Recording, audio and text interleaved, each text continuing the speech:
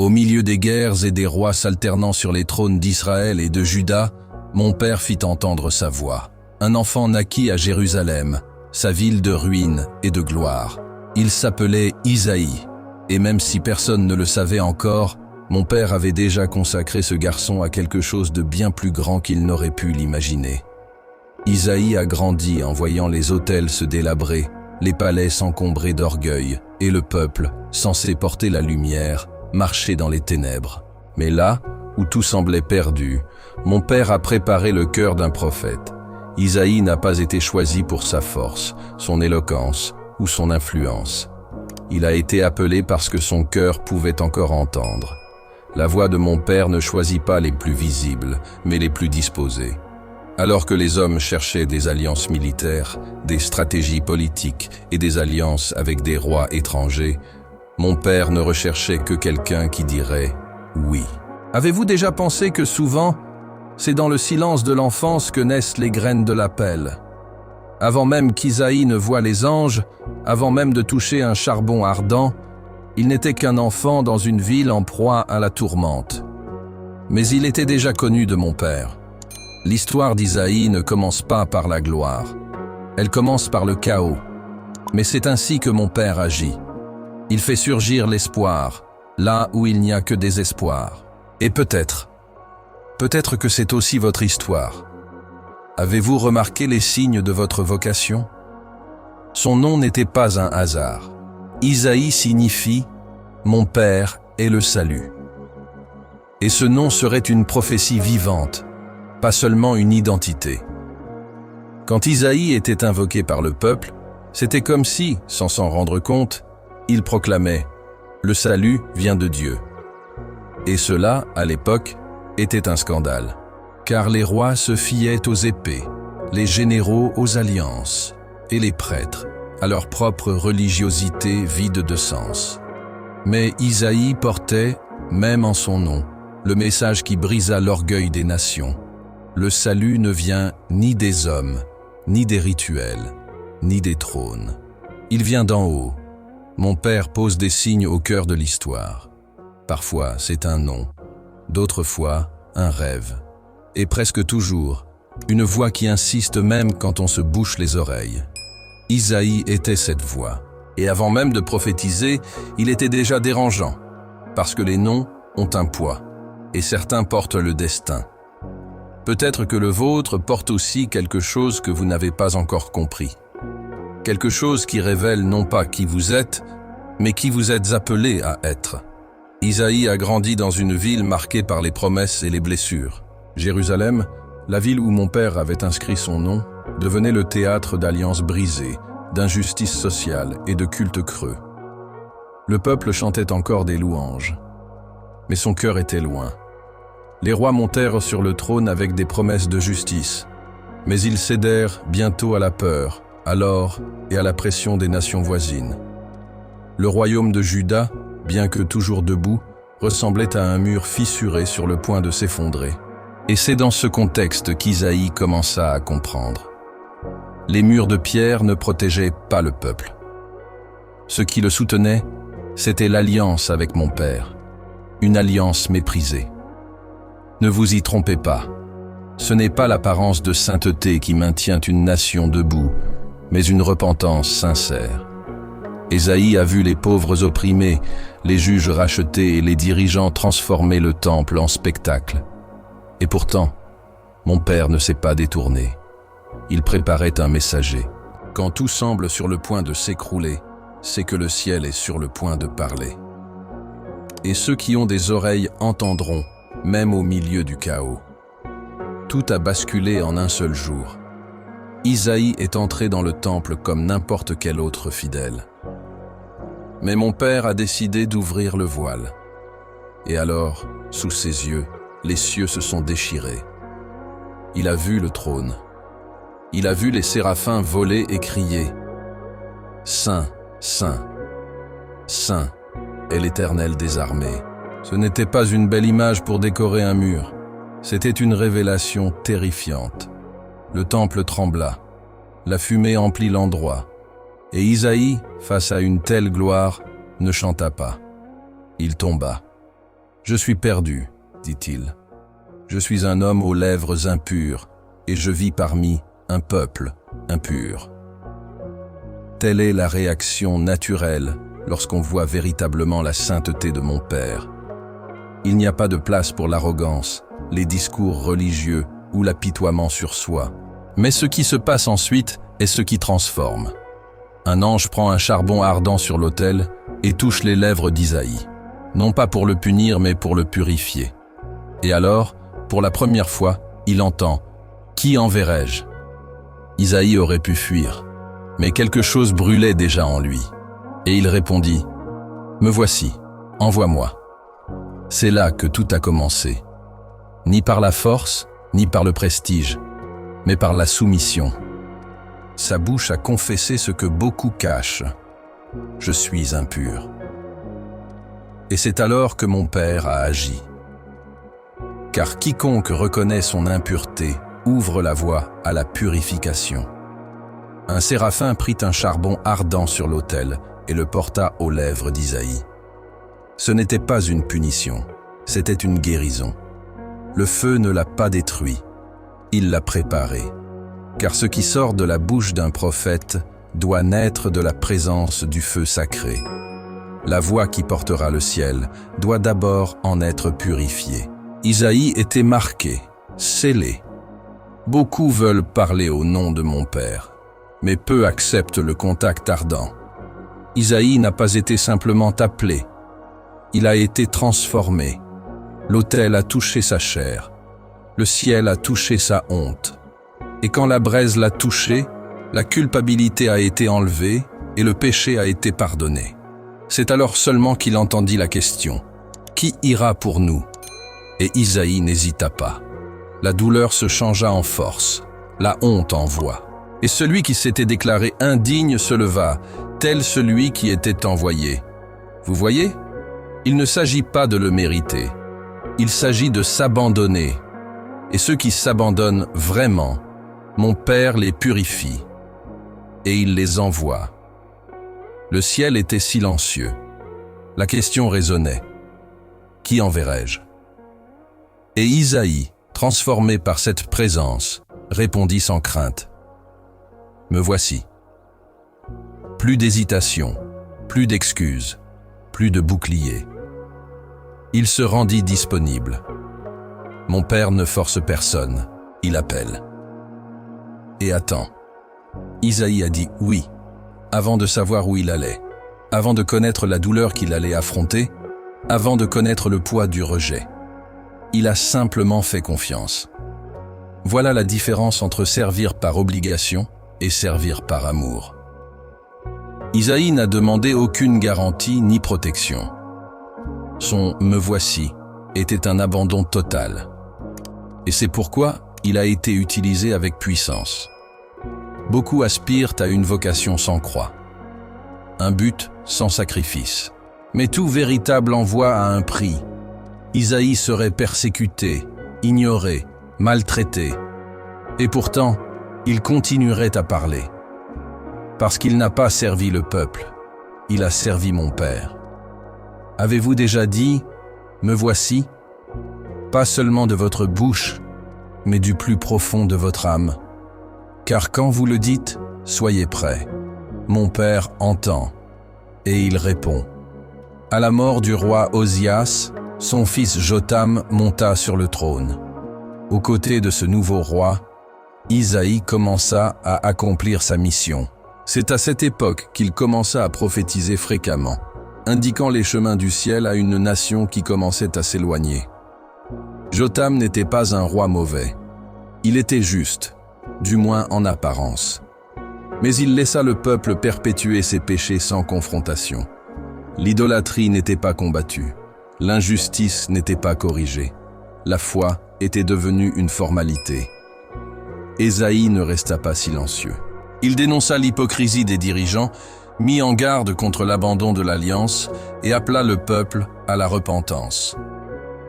Même en période de paix apparente, il vit l'abîme s'ouvrir devant la nation.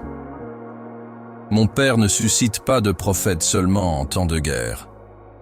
Parfois, le plus grand danger réside dans un calme trompeur. Isaïe ne s'est pas laissé tromper par la prospérité extérieure. Il a vu le cœur corrompu de Juda. Et même face à l'indifférence, il a continué. Car la fidélité ne dépend pas de la réponse des hommes, mais de l'obéissance à mon Père. Et vous, avez-vous parlé comme mon Père le commande, ou seulement ce que les hommes veulent entendre? À la mort de Jotham, son fils Achaz monta sur le trône. Jeune, ambitieux, craintif, mais pas dans le bon sens du terme. Il craignait les hommes, les armées, les trônes étrangers, mais il ne craignait pas mon Père. Et c'est ce qui ouvrit la porte à sa chute. Achaz hérita d'un royaume encore fonctionnel, mais ses décisions commencèrent à tout ronger de l'intérieur. Isaïe, devenu prophète mûr, voyait clairement ce que peu d'autres pouvaient voir. Le danger ne résidait pas dans les ennemis extérieurs, mais dans les concessions faites dans le cœur du roi. Achaz troqua la direction divine contre des alliances politiques. Il troqua l'autel sacré contre des autels étrangers. Et chacun de ses gestes éloigna Juda de la présence de l'Éternel. Il chercha des stratégies, mais rejeta la vérité. Isaïe resta ferme, refusant de se vendre au trône ou aux promesses de stabilité. Il fut une pierre d'achoppement pour ceux qui voulaient marcher tranquillement vers l'abîme. Mon Père n'a pas empêché Achaz de régner, mais il a envoyé avertissement sur avertissement. Car même lorsque la désobéissance grandit, la grâce persiste. Le royaume d'Israël du Nord s'allia à la Syrie pour attaquer Juda. Un pacte entre frères et étrangers contre leur propre lignée. Achaz trembla. Et au lieu de chercher l'aide du ciel, il s'agenouilla devant l'empire assyrien. Le plan d'Israël et de la Syrie était simple, destituer Achaz et installer un nouveau roi. Il voulait effacer la lignée davidique. Mais il y avait quelque chose qu'il ne comprenait pas. Mon Père tient ses promesses. Ésaïe vint à Achaz avec un message clair. N'aie pas peur, cela n'arrivera pas.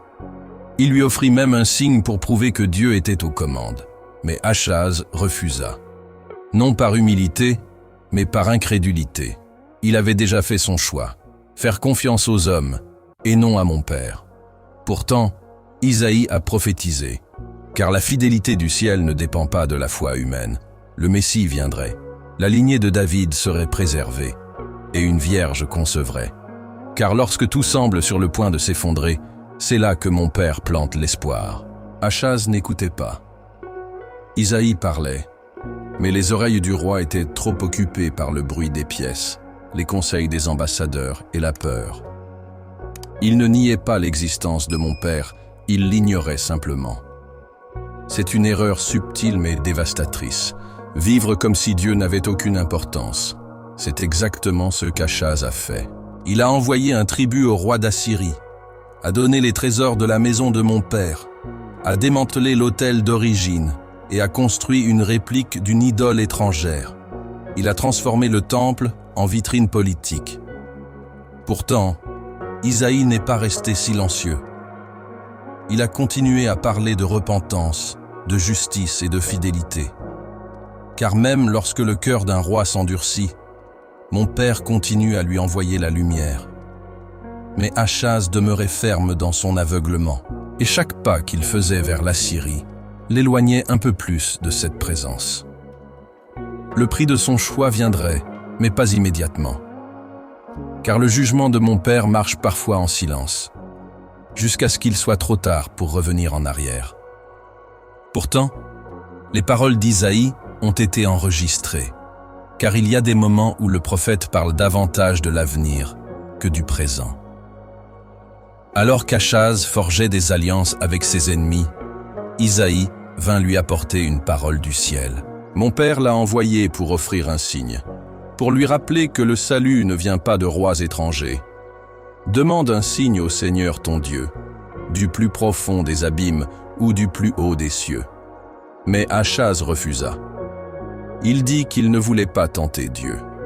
Cela ressemblait à de l'humilité. En réalité, c'était une rébellion déguisée. Il ne voulait pas de signe, car il avait déjà fait son choix. Mais mon père ne reste pas silencieux face aux épreuves. Isaïe a annoncé « Voici, la Vierge deviendra enceinte, elle enfantera un fils, et elle lui donnera le nom d'Emmanuel. » À cet instant, des paroles qui résonneraient pendant des siècles furent prononcées dans le monde. Un Messie viendrait, Dieu avec nous, non pas comme un roi guerrier, mais comme un bébé, non pas comme un libérateur armé, mais comme un signe vivant de la fidélité divine. Tandis qu'Achaz négociait avec les hommes, le ciel élaborait un plan plus ambitieux, un plan que ni l'incrédulité ni les empires ne pourraient arrêter.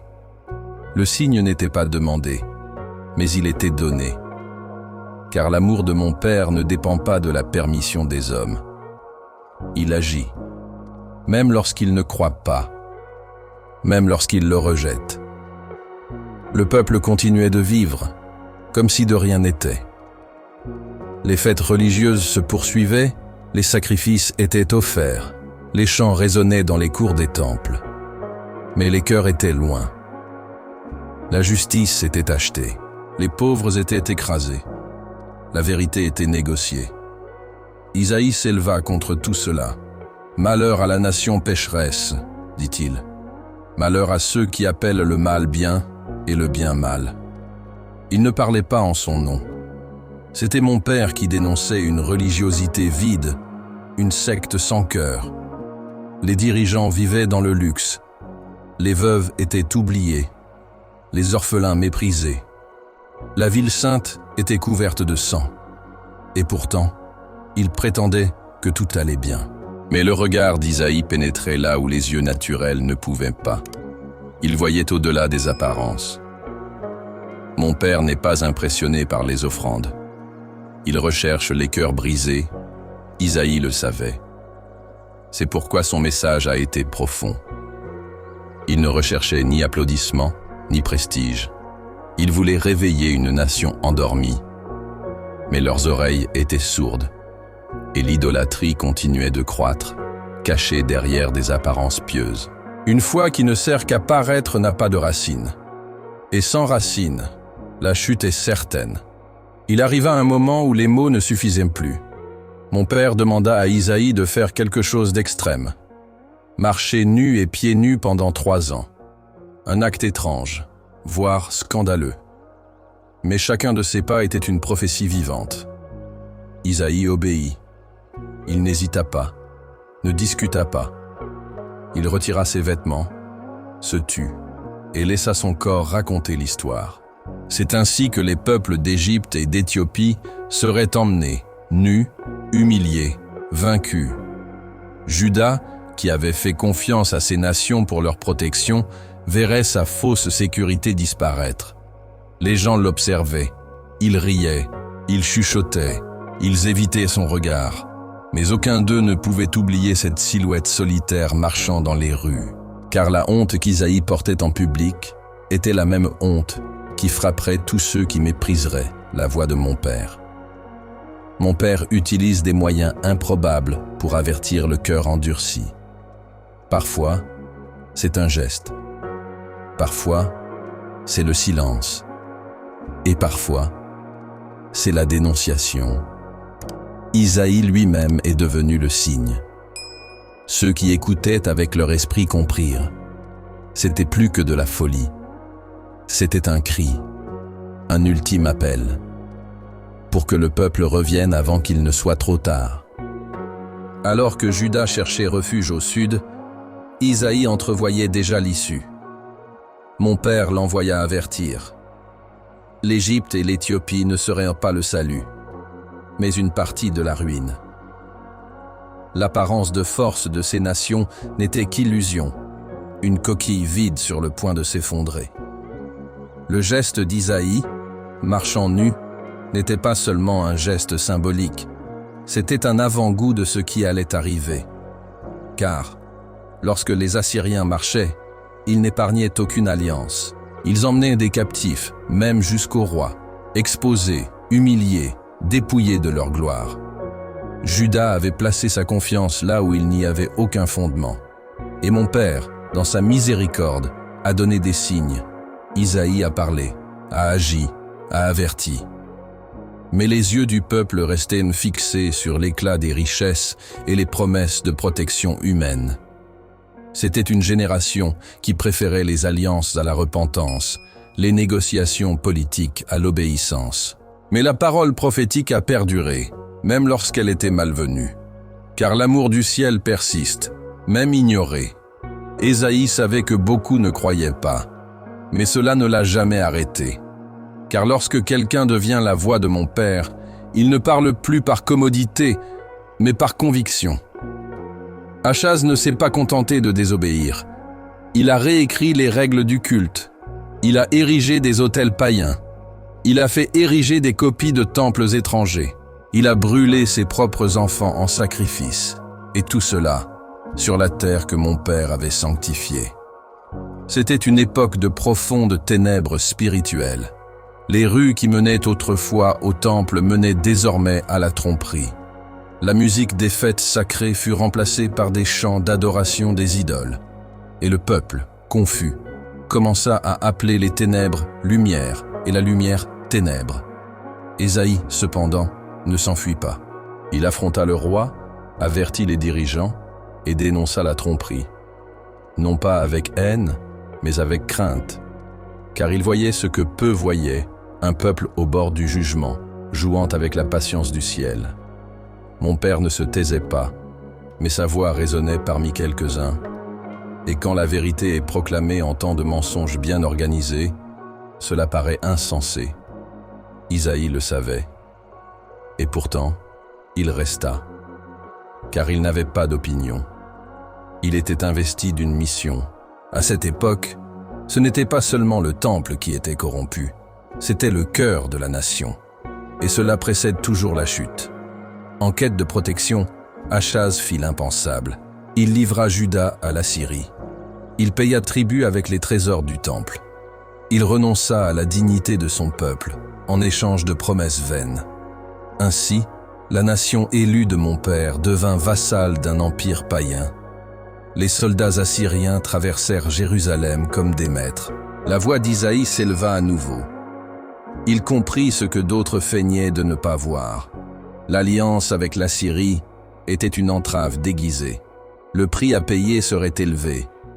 Mais le peuple s'était habitué aux miettes. Mieux vaut un joug confortable que la liberté qui exige la foi. Alors Juda s'inclina. Mon père n'a pas immédiatement retiré sa main. Il a attendu. Car même lorsque nous sommes esclaves de nos choix, il murmure toujours « Reviens ». Isaïe n'a cessé d'appeler. Il n'a cessé d'avertir. Mais les portes étaient ouvertes. Et avec elles, le cœur de la nation. La gloire qui résidait autrefois dans le temple partageait désormais l'espace avec l'idolâtrie et la peur. Et quand la peur règne, la foi se tait. Isaïe s'efforça de rallumer ce qui s'éteignait. Après la mort d'Achaz, son fils Ézéchias monta sur le trône, et avec lui, un nouvel espoir. Contrairement à son père, Ézéchias me craignait et désirait restaurer ce qui avait été corrompu. Les portes du temple furent ouvertes. Les prêtres furent appelés à la sainteté. Les autels étranges furent détruits. Isaïe, qui avait bravé les ténèbres, marchait maintenant aux côtés d'un roi qui l'écoutait. Et cela changea tout. Le peuple, bien que fatigué et dispersé, commença à se rassembler. Le son des chants emplit à nouveau Jérusalem, mais cette fois avec sincérité. Ézéchias n'était pas parfait, mais son cœur s'est tourné vers mon Père. Il a rétabli la Pâque, appelé le peuple à la repentance et mené des réformes qui ont purifié Juda d'une manière inédite depuis des générations. Isaïe a finalement trouvé un environnement où la parole pouvait s'épanouir. Ces messages ont cessé d'être de simples avertissements. Ils sont devenus porteurs d'espoir, de promesses et de réconfort. Lorsqu'un cœur bien disposé rencontre la vérité, la restauration est inévitable. Et pendant un temps, Juda respira à nouveau. L'idolâtrie recula. La lumière brilla à nouveau. Ésaïe n'était pas seulement un prophète qui dénonçait les erreurs. Il était aussi un conseiller, un ami et un intercesseur. Il a accompagné Ézéchias à l'époque des réformes, lui donnant une direction et une parole lorsque le roi était dans le doute. Mon père s'est servi d'Ésaïe pour fortifier les mains fatiguées, encourager les cœurs faibles et nous rappeler les promesses oubliées. Il n'y avait pas de spectacle, juste une obéissance quotidienne. L'idolâtrie rôdait encore, les cœurs hésitaient encore. Mais Isaïe le savait. Toute restauration commence modestement. Une décision, un autel pur, une prière sincère. C'était une période de reconstruction spirituelle, non seulement du temple, mais aussi de confiance. Isaïe proclamait que mon père était suffisant, qu'aucune alliance païenne n'apporterait plus de sécurité que la fidélité. Ces paroles trouvèrent alors un terreau fertile. Des difficultés restaient à surmonter, mais les fondations étaient posées, et quand les racines sont profondes, des tempêtes peuvent survenir, mais l'arbre demeure. Ésaïe et Ézéchias formèrent une alliance sainte, un prophète et un roi, tous deux guidés par le ciel. Et Juda, bien que blessé, commença à prospérer. Mais toutes les réformes n'empêchent pas la guerre. Ézéchias, pourtant fidèle, se retrouva encerclé par l'armée la plus redoutée de son temps, la Syrie, désormais dirigée par Sennachérib. C'était comme si l'ombre d'Achaz était revenue faire des ravages. Les villes autour de Juda tombèrent une à une, et Jérusalem resta seule. Le siège fut établi. Des messagers ennemis se moquèrent de moi devant les murailles. Ils dirent qu'aucun Dieu n'avait résisté, que Juda ne serait plus qu'une poussière conquise. Ézéchias hésita un instant. Puis, il déchira ses vêtements, monta au temple et chercha une réponse. Il envoya des messagers à Ésaïe et la parole du ciel parvint. J'écoutais. Ésaïe se leva et parla avec fermeté. Ainsi parle l'Éternel. N'ayez pas peur. Il n'entrera pas dans cette ville. C'était une promesse improbable, presque insensée, mais elle était vraie, car mon père n'a pas besoin d'armée pour vaincre. Tandis que les hommes se fiaient aux épées, Isaïe se fiait aux paroles. Et au cœur de la plus grande menace, la foi a brillé de mille feux. Car c'est à la limite que la fidélité est mise à l'épreuve et révélée. Sennachérib envoya une lettre. Ce n'était pas un simple bout de papier. C'était une insulte, un défi, un affront direct au nom de mon père. Il disait que Jérusalem tomberait comme toutes les autres, qu'aucun Dieu ne pourrait les délivrer. C'était une provocation déguisée en menace. Ézéchias, lorsqu'il lut, ne recourut pas à l'épée. Il monta au temple, ouvrit la lettre devant l'autel et me la présenta. Il ne la déchira pas. Il se déchira le cœur. Il ne discuta pas avec l'ennemi, mais s'humilia devant mon père. On sollicita à nouveau Isaïe. Le roi savait qui avait accès au ciel. Et Isaïe, avec la sérénité de celui qui avait traversé déserts et visions, donna la réponse. Mon père avait entendu chaque mot de cette lettre. Rien n'échappe à ses yeux. Sennachérib ne se moquait pas seulement d'un peuple. Il se moquait de la gloire du ciel, et il ne resterait pas impuni. Isaïe annonça que le roi assyrien reviendrait par le même chemin qu'il était venu. Il n'entrerait pas dans la ville. Il ne tirerait pas une seule flèche. C'était une réponse qui apportait du soulagement, mais elle exigeait de la foi. Le siège était toujours là. Les ennemis étaient toujours visibles. Mais les paroles d'Isaïe avaient déjà scellé le sort de Jérusalem. Isaïe n'apaisa pas seulement le cœur d'Ézéchias. Il proclama le jugement de Dieu sur Sennachérib. L'arrogance de ce roi n'était pas seulement politique, elle était spirituelle. Il s'était élevé contre le Dieu vivant. Ésaïe a parlé avec autorité. À cause de ta fureur contre moi et de ton arrogance, je te mettrai un crochet au nez, et je te ferai retourner par le chemin par lequel tu es venu. Ces paroles étaient fortes, et pourtant justes. Car mon père ne ferme pas les yeux devant l'orgueil des hommes. La prophétie résonna dans les murs de la ville. Le peuple, toujours assiégé, apprit que la victoire viendrait sans combat. Et Isaïe, une fois de plus, marcha avec foi dans l'invisible. Tandis que les soldats de Sennachérib se préparaient à la conquête, le ciel se préparait à intervenir. Le prophète n'a pas hésité. Il connaissait la fidélité de mon Père.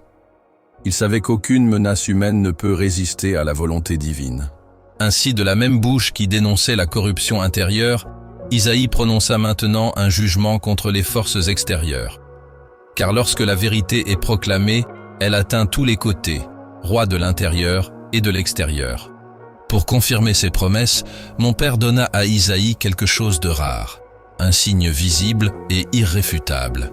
Isaïe annonça à Ézéchias que l'ombre sur le cadran solaire du roi Achaz reculerait de 10 degrés. Et ce fut le cas. Le soleil, obéissant à son créateur, revint. Ce n'était pas un effet de lumière, c'était la création qui se soumettait à la volonté du ciel. Mon Père a modifié le cours du temps, modifié le cours naturel des choses, pour montrer à Ézéchias que sa parole était ferme. Ésaïe fut témoin de ce signe. Il vit une confirmation que peu de prophètes virent, non pas pour sa propre gloire, mais pour fortifier le roi et le peuple. Car même les cœurs fidèles ont parfois besoin de réconfort. Ce signe n'était pas destiné à impressionner, mais à rassurer. Mon Père était là. Celui-là même qui avait parlé à Isaïe dans le temple remontait maintenant le temps pour tenir une promesse.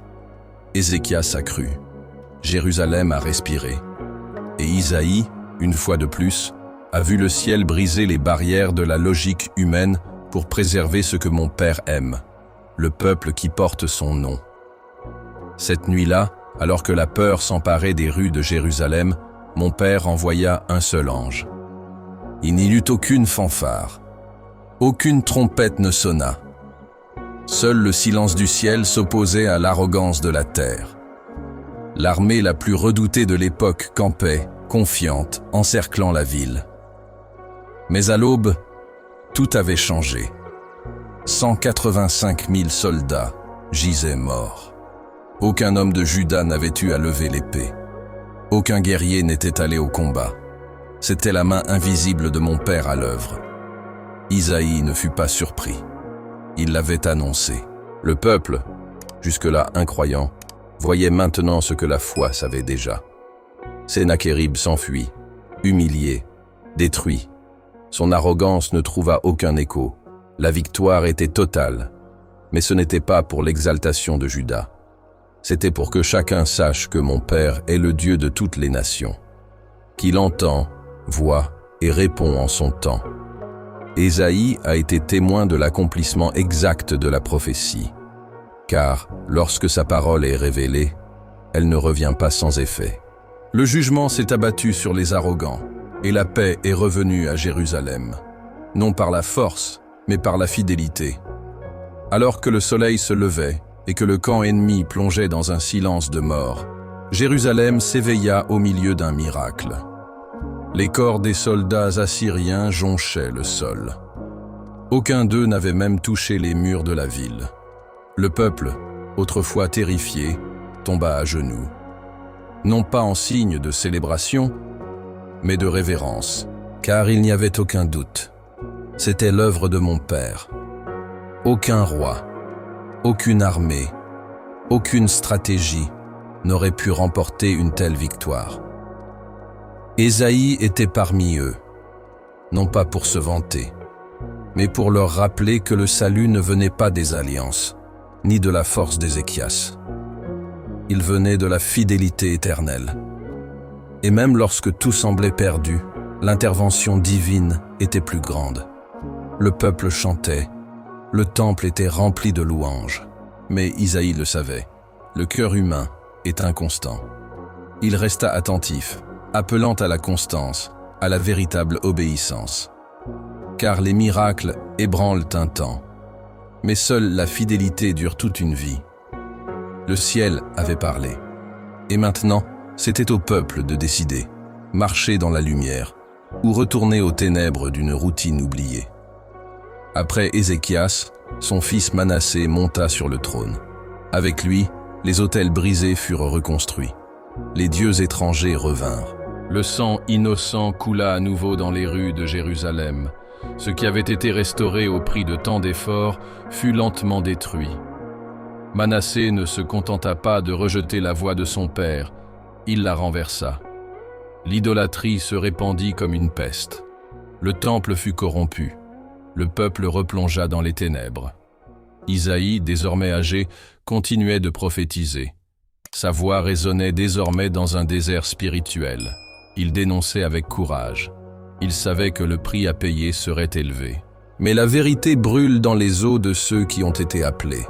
Et elle ne reste pas silencieuse face à l'erreur. Mon père continuait à parler, même si peu l'écoutaient. La miséricorde continuait à s'étendre. Mais Manassé endurcit son cœur. Isaïe devint une cible. Non pas pour avoir menti, mais pour avoir dit la vérité. Ainsi, celui qui avait été la voix d'une génération marchait vers sa fin. Non pas avec peur, mais avec la même fidélité que toujours. Car ceux qui vivent selon la parole sont aussi prêts à mourir pour elle. Le règne de Manassé fut sombre. Les rues de Jérusalem, autrefois remplies de louanges, étaient désormais remplies de cris, de rituels païens et de sacrifices profanes. La ville avait troqué la gloire de mon père contre des idoles muettes. Isaïe, même face à ce chaos, ne resta pas silencieux. Il était vieux. Il avait vu passer roi et royaume. Mais la fidélité qu'il avait marquée dans sa jeunesse ne faiblissait pas avec le temps. La voix qui tremblait autrefois à la vue du trône se tenait désormais ferme devant les trônes humains corrompus. Les conseillers de Manassé voulaient le réduire au silence. Ils affirmaient qu'Isaïe était un ennemi du progrès, un homme englué dans le passé. Mais il ne parlait pas par nostalgie. Il parlait par alliance, même lorsque ses amis disparurent, lorsque ceux qui l'écoutaient se turent. Isaïe continua de proclamer ce que mon père avait commandé. Car sa mission n'était jamais de plaire aux hommes, mais de rester fidèle à la voix qu'il avait appelée un jour du temple. Et au milieu des ténèbres, il était toujours une lampe allumée, petite aux yeux du monde, mais suffisante pour prouver que la lumière existait encore. La Bible ne donne pas de détails sur la mort d'Isaïe. Mais la tradition juive nous apprend que, sous le règne de Manassé, Isaïe fut martyrisé. Accusé de troubles à l'ordre public, il fut condamné à une exécution brutale. Il fut scié en deux. Il n'a pas été tué pour un crime, mais pour son courage, pour ne pas avoir cédé, pour ne pas avoir reculé, pour avoir continué à proclamer des vérités dérangeantes alors que tous exigeaient le silence. Il connaissait le risque, mais il l'a accepté. Car ceux qui ont vu le trône de gloire ne craignent pas la sentence d'un trône terrestre. Isaïe n'a pas recherché le martyre, il a recherché la fidélité. Et jusqu'à son dernier souffle, c'est ce qu'il a accompli. Sa vie ne s'est pas terminée par des cris de désespoir, mais par la fermeté de celui qui savait à qui il appartenait. La mort n'était pas une défaite, c'était un couronnement, et le sang du prophète, versé sur cette terre souillée par l'idolâtrie, devint une semence qui continuerait à fleurir, des siècles plus tard, selon les paroles de celui qui viendrait au nom de mon père. Isaïe est mort, mais sa voix ne s'est jamais tue. Parmi les écrits anciens, il existe un récit conservé dans le livre connu sous le nom de Ascension d'Isaïe, bien que ne faisant pas partie des Saintes Écritures, ce texte fait écho à des vérités spirituelles. Il raconte qu'Isaïe, devenu vieux, fut arrêté sur ordre de Manassé. Les soldats l'emmenèrent dans une forêt. Là, au milieu des arbres et du silence, ils l'attachèrent à un tronc. Et, sous les yeux de ceux qui se moquèrent de lui, ils scièrent son corps en deux. Mais Isaïe, selon ce texte, n'a pas crié. Il n'a pas maudit. Ses yeux étaient levés vers le ciel. Il voyait au-delà de la douleur. La mort, pour lui, n'était pas la fin. C'était le passage. Les cieux s'ouvrirent, et il fut accueilli par les anges. Son âme légère s'éleva comme la fumée de l'encens accepté. Car celui qui demeure fidèle jusqu'au bout trouve, de l'autre côté, la face de mon Père. Ce récit, même hors du canon, révèle quelque chose de précieux. Les prophètes ne vivent pas seulement de paroles. Ils vivent d'abandon. Isaïe a tout abandonné, même son corps. Et son nom, à ce jour, est resté gravé dans les mémoires comme un symbole de courage et de vérité. Même au milieu des guerres, des rois infidèles et de la corruption de la nation, Isaïe fut choisi pour proclamer quelque chose qui transcenderait son époque. Sa vocation n'était pas seulement de dénoncer le présent, mais de révéler l'avenir. Alors que tous s'attendaient à des menaces politiques et à une délivrance immédiate, Isaïe parla d'un Messie, un serviteur souffrant, un roi différent. Il annonça qu'une vierge concevrait, qu'un garçon naîtrait, que cet enfant serait appelé admirable conseiller, Dieu puissant, Père éternel, Prince de la paix. Ésaïe vit de loin ce que beaucoup ne pouvaient encore croire. Le Fils du Très-Haut viendrait non pas dans une gloire visible, mais dans l'humilité. Il serait méprisé, rejeté des hommes, blessé pour nos péchés. Et par ses blessures viendrait la guérison. Ces mots n'étaient pas écrits sous le coup de l'émotion. C'étaient des souffles de l'esprit. Et quand le moment est venu, tout s'est accompli. Je suis venu. J'ai accompli chaque ligne. De la naissance à la croix, Isaïe avait déjà décrit le chemin. Il avait vu ma vie avant ma naissance.